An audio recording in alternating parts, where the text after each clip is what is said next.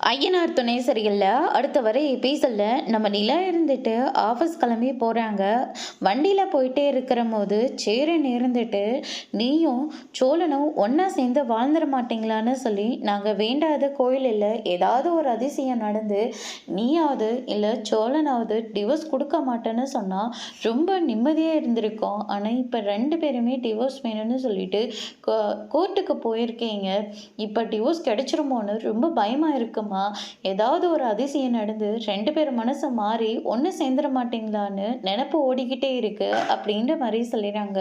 இதை யோசிச்சுட்டே போயிட்டு இருக்கிற போது வண்டியில் ஸ்லிப் ஆகி கீழே விழுந்ததுனால கையில் பலமாக அடிபட்டுருது. அதுக்கடுத்ததாக வீட்டுக்கு வந்து சரி ஆயில்மெண்ட்டாச்சு போடலான்னு சொல்லிட்டு ஆயில்மெண்ட் போடுறதுக்காக கையை வந்து ஓப்பன் பண்ணி பார்க்குறாங்க. பார்த்தா ஃபுல்லாக அடியாயிருக்கு.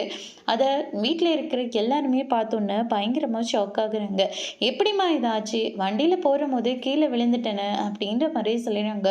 "ஐயோ, இவ்வளோ பெரிய காயமாக இருக்குது.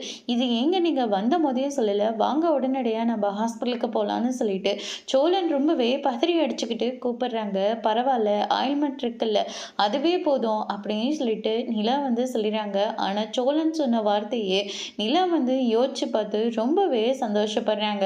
அதோட இன்னைக்கான பிரமோ முடிச்சிருக்காங்க. இனி ஐயனார் துணையில் அடுத்தடுத்து என்னெல்லாம் நடக்க போகுது, சோழனை தான் புருஷனை ஏற்றுக்க போகிறாங்களா இல்லையன்றதை வரப்போகிற எபிசோடில் பார்க்கலாம். தேங்க்யூ.